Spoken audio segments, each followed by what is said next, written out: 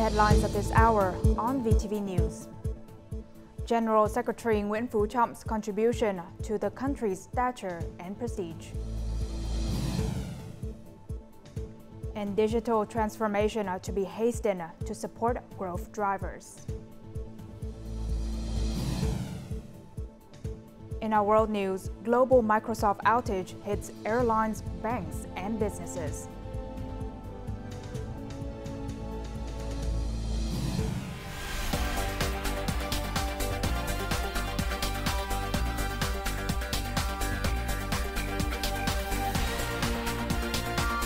Broadcasting from Hanoi, the capital of Vietnam. VTV News starts right now. Good morning. It is 8 a.m. local time in Hanoi, and you're watching VTV News. I'm Huyền Trân with the top stories.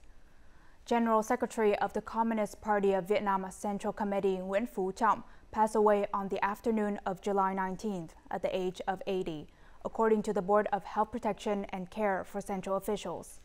The board stated that after a period of illness, despite wholehearted treatment and care from the party's state leading medical experts and his family, due to old age and severe illness, the party leader breathed his last at 1:38 p.m. on July 19, 2024, at Central Military Hospital 108. The party Central Committee, the National Assembly, the State President, the government, and the Vietnam Fatherland Front Central Committee will issue a special communique about the state funeral arrangements for the party chief. General Secretary Nguyễn Phú Trọng contributed 57 years of his life to the Communist Party of Vietnam. He was a shining example of revolutionary ethics as a party member, a sharp politician, intellectual, and theorist.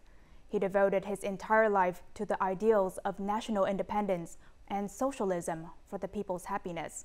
General Secretary Nguyễn Phú Trọng always followed President Ho Chi Minh's qualities of diligence, frugality, integrity, uprightness, public spiritedness, and selflessness, and firmly believed in Ho Chi Minh's ideology. During his lifetime, General Secretary Nguyễn Phú Trọng was calibrated by the moral example and teachings of President Ho Chi Minh. Writer Nguyễn Thi and poet Tô Hữu both emphasized Uncle Ho's spirits and honor in their works. Honor is the noblest, sacred quality. Resolutely opposing individualism and doing everything for the common cause is to be a true communist.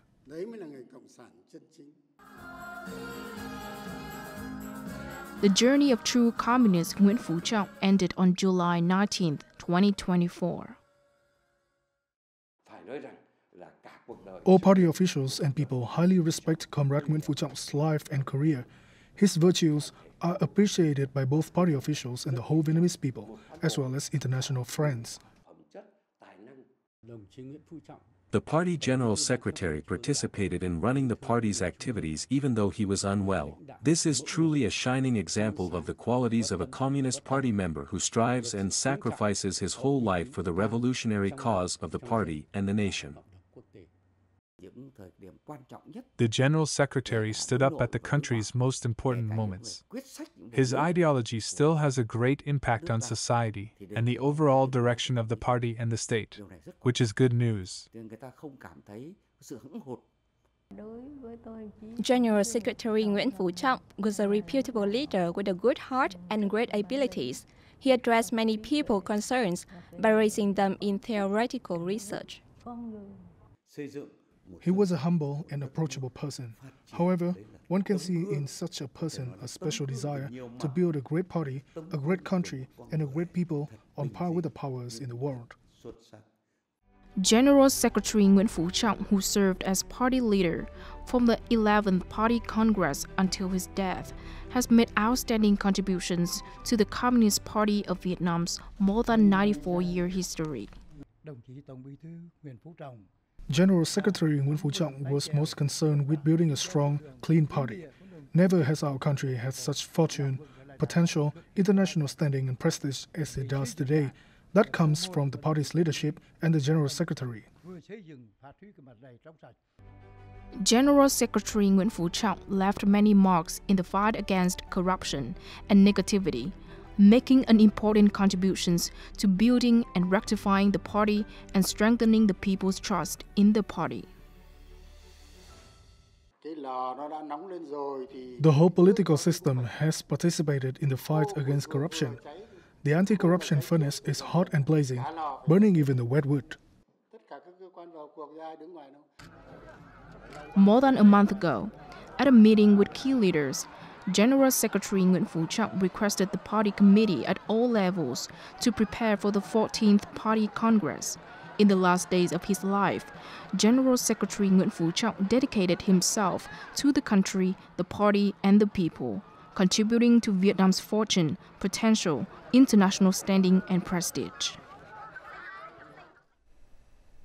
Upon hearing the news of the passing of General Secretary of the Central Committee of the Communist Party of Vietnam Nguyen Phu Trọng, the Central Committee of the Lao People's Revolutionary Party, the National Assembly of the Lao People's Democratic Republic, the President of the Lao People's Democratic Republic, the Government of the Lao People's Democratic Republic, the Central Committee of the Lao Front for National Construction and the Lao People's Democratic Republic, the Central Committee of the Communist Party of China and the Chinese people, Chairman of the Cambodian People's Party Hun Sen, Prime Minister of Cambodia Hun Manet, Chair of the National Assembly of Cambodia Hun Sodari, General Raul Castro Ruz, First Secretary of the Central Committee of the Communist Party of Cuba, President of the Republic of Cuba Miguel Diaz-Canel Bermudez, President of the Russian Federation Vladimir Putin, Chair of the Federation Council of the Federal Assembly of the Russian Federation Valentina Matvienko,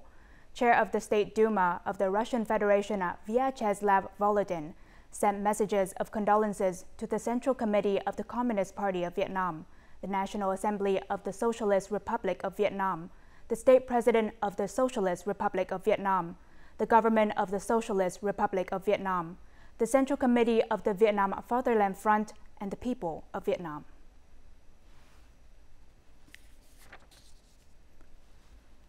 General Secretary Nguyen Phu Trọng great contributions touched the hearts of top leaders, government officials, and Vietnamese citizens nationwide. With their deepest condolences, many people shared their honest impressions and affection for the leader of Vietnam's Communist Party Central Committee, who devoted himself to serving the fatherland until his last breath. He was an outstanding exemplar in studying and following President Ho Chi Minh's ideology and lifestyle. Although he was the chief of the Vietnam Communist Party, he led a simple life and remained friendly and caring to people from all walks of life. Furthermore, he was a great pioneer in the fight against corruption and degradation in political thought, morality, and lifestyle. His hard work and efforts have earned the trust of all party members, government officials, and Vietnamese citizens. I really admired and trusted the party chief. His leadership direction was aligned with the Vietnamese people's aspirations and desires, which is why he has received huge support and earned the trust of Vietnamese citizens. Many people say that General Secretary Nguyen Phu Trọng was a caring, kind, and thoughtful leader who never did anything for personal gain. He was the heart of the party and state and the Vietnamese people. He set a good example for all government officials and party members as he was a pioneer in studying and following President Ho Chi Minh's ideology and lifestyle. He left behind valuable teachings for government officials and party members.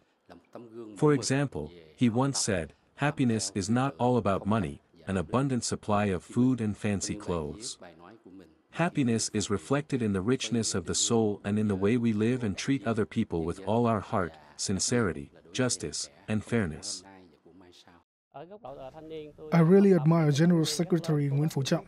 His strong will and determination are some of the most beautiful traits I have been impressed with. During his tenure, he worked to consolidate the Communist Party's power and made great efforts in the fight against corruption. At all conferences and meetings, he always emphasized the importance of national solidarity. General Secretary Nguyen Phu Trọng was a kind, simple, and friendly person. He was a thread connecting overseas Vietnamese in foreign countries with the Vietnamese people. I still remember leading a group of overseas Vietnamese in Thailand who were former teachers to return to Vietnam in 2018. I was invited to a meeting at the office of the Party Central Committee on this occasion. After I delivered a speech, he shook my hand warmly. I'll never forget that memory. General Secretary Nguyễn Phú Trọng significantly contributed to the country's development. What has impressed me the most was that he always prioritized cultural preservation. Preserving cultural values means protecting the nation. General Secretary Nguyễn Phú Trọng was a dedicated communist. His leadership demonstrated a strategic vision for national development. He took drastic actions and implemented strict measures in the fight against corruption, therefore building trust in the Vietnamese people. He also significantly contributed to consolidating national solidarity and connecting overseas Vietnamese to their homeland.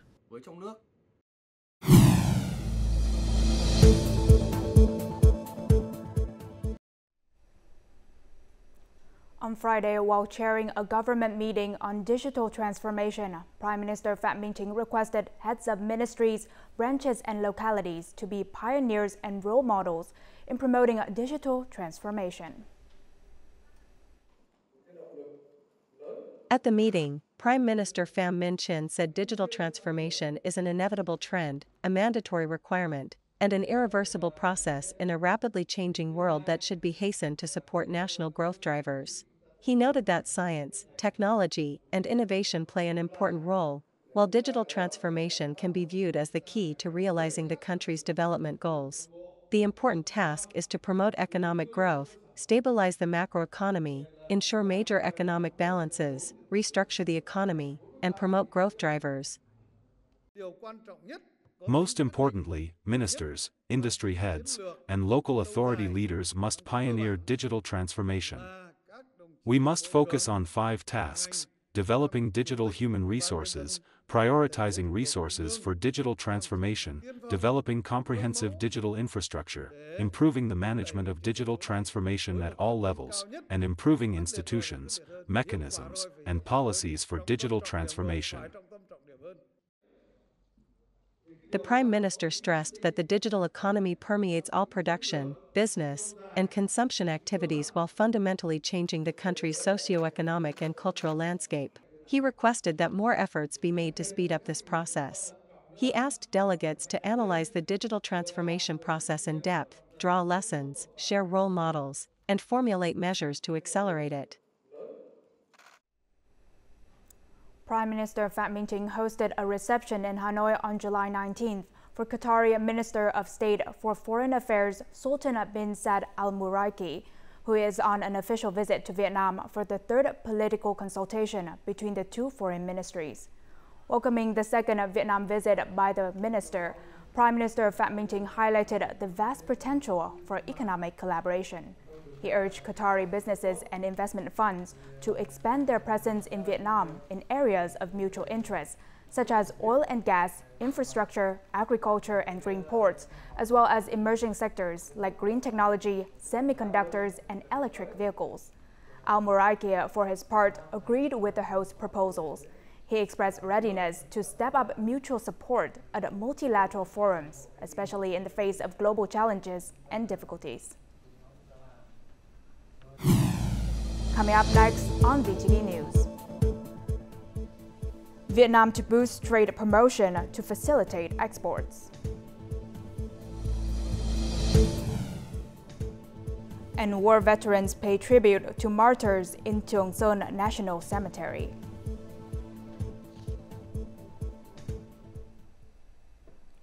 The industry and trade sector prioritizes export promotion for key products in key markets to save costs and increase marketing impact.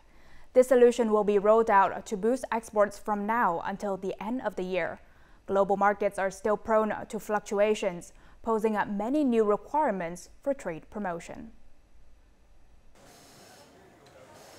This garment business mainly produces and exports to the US and European markets. Since the beginning of the year, the number of orders from Europe has increased slowly while orders from the US are increasing at a faster pace. The business forecasts that its exports this year will increase nearly as much as in 2022, one of the best growth years. We are receiving orders from major American fashion brands for the year-end holiday and Christmas. Our production capacity has not been struggling to meet the U.S. market's orders for the last 6 months of the year. Vietnam's exports to the U.S. have grown well in recent times compared to other countries exporting to this market. The U.S. is forecast to continue to be Vietnam's largest export market. We will expand our network to better support Vietnamese companies doing business in the U.S. and to help U.S. companies find partners in Vietnam. Imports from China, Vietnam's second-largest export market, are also forecast to increase at the end of the year. Demand for goods, particularly food and tropical agricultural products, is expected to surge. We will focus on implementing trade promotion activities in localities in China's central, northern, and western regions to exploit market potential there. Many positive signs have shown that the world market is gradually recovering. However, advantages are also mixed with difficulties, so only businesses with improved designs and competitive prices can attract export orders. Now, as many as 40.7% of enterprises expect their business performance in the third quarter of 2024 to be better than the second quarter, according to a quarterly business trend survey recently released by the General Statistics Office, or GSO. Companies in the state-owned sector are most optimistic about the business outlook in the third quarter, with 43% predicting a better performance. The rate is 42.6% among the foreign invested enterprises. Now, on the contrary, 17.1% of the survey enterprises worried about more difficulties ahead. The survey covered 6,114 businesses from the processing and manufacturing sector and 6,056 from the construction sector. Data from the GSO showed that the Index of Industrial Production, or IIP, in June was estimated to rise 0.7% compared to May and 10.9% over the same period last year. Quảng ancient citadel overlooking the Thạch Hãn River witnessed numerous fierce battles during the American War in Vietnam. The site became the tomb of tens of thousands of Vietnamese soldiers who sacrificed their lives for national liberation. Ahead of the Vietnamese War Invalids and Martyrs Day, which falls on July 27th, hundreds of war veterans have visited TRONG'S National Cemetery to pay tribute to their fallen comrades and martyrs.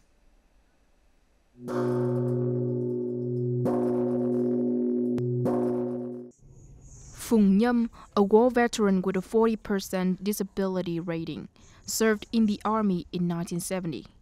Every year, he visits TRONG'S National Cemetery to pay tribute to his fallen comrades.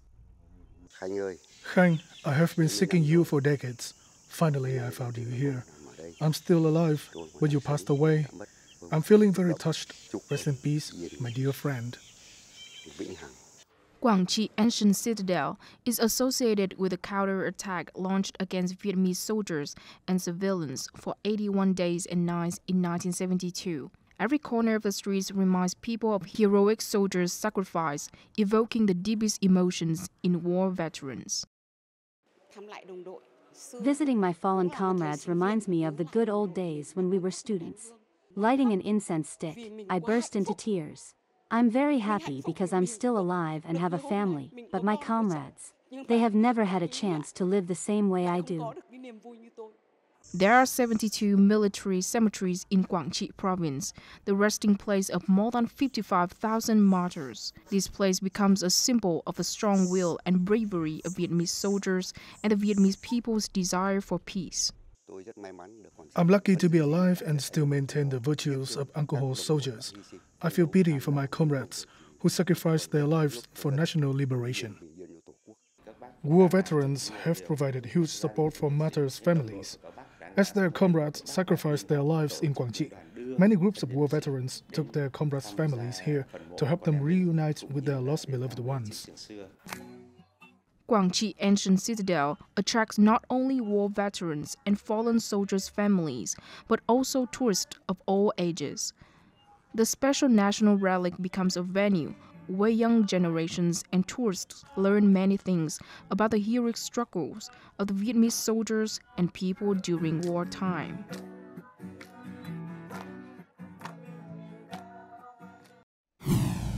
Coming up next in our world news.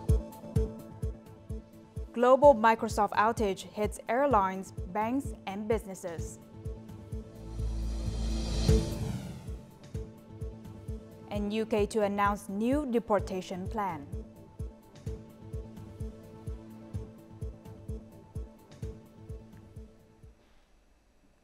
Now moving on to our world news. A global technology outage grounded flights and knocked banks offline and media outlets off air on Friday after a faulty software update disrupted companies and services around the world. Long lines formed at airports in the US, Europe, and Asia as airlines lost access to check-in and booking services.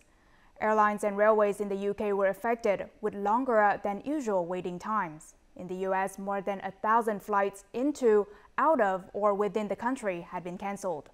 Hospitals and doctors' offices had problems with their appointment systems and cancelled surgeries. Australia's National Cybersecurity Coordinator described it as a large-scale technical outage. The trouble with the update issued by cybersecurity firm CrowdStrike and affecting computers running Microsoft Windows was not a security incident or cyber attack, according to CrowdStrike. Microsoft said later on Friday that the issue had been fixed.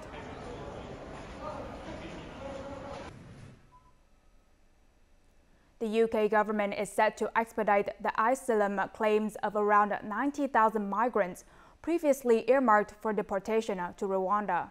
As early as this week, Home Secretary Yvette Cooper is expected to announce legislation that will enable immigration case workers to start processing the asylum claims of people who have been threatened with removal to Rwanda after entering the UK illegally. Around 60,000 of the 90,000 people will be granted asylum, given the profile of the countries from most which of them came. According to the UK Refugee Council, officials are expected to prioritize the 30% of asylum seekers from safe countries, such as Albania, Egypt, and India. Their applications are most likely to be rejected, and they could therefore be quickly deported to their home countries. With 401 votes in favor, the European Parliament elected Ursula von der Leyen as president of the European Commission in a secret ballot on Thursday. This will be her second term as Commission president. Her next step will be to interview candidates for commissioners submitted by each member state and decide the structure of her new executive. Ahead of the vote, Ursula von der Leyen announced her priorities for the next term if she was re-elected. She backed the previously proposed 90% emissions reduction target for 2040, which she said would be enshrined in the European climate law. She also promised a raft of initiatives to help industry, companies, and citizens through the green transition and appoint a commissioner with direct responsibility for affordable housing.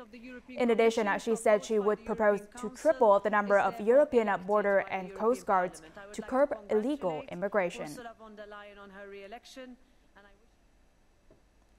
Conservationists in Cambodia have found 106 eggs of rare Siamese crocodile species in a western Cambodian wildlife sanctuary.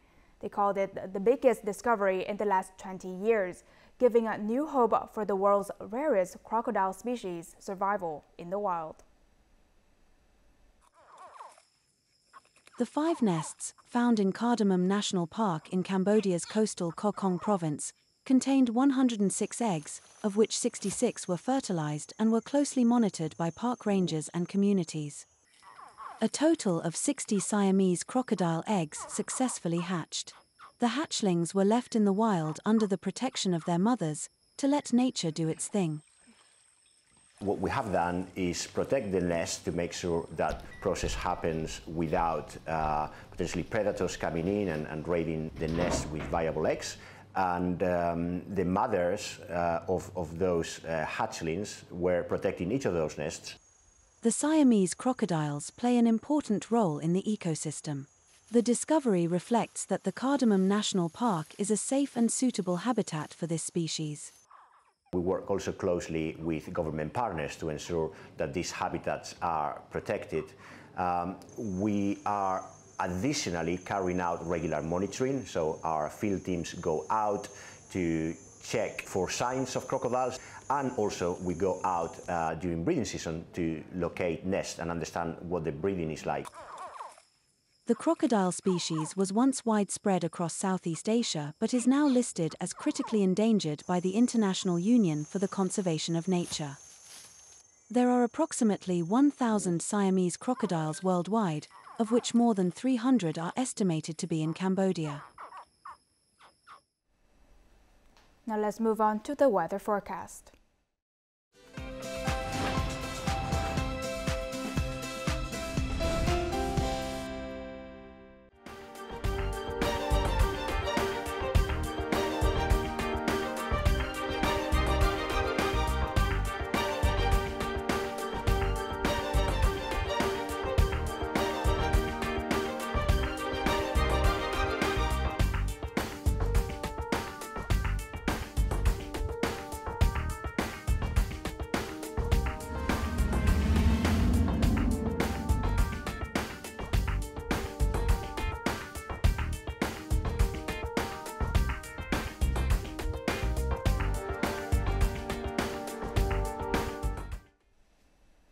And that's all the news we have for this hour. To rewatch our program, you can download our mobile app at VTVgo or check out our YouTube channel, VTV4Go. Thank you for watching and see you next time.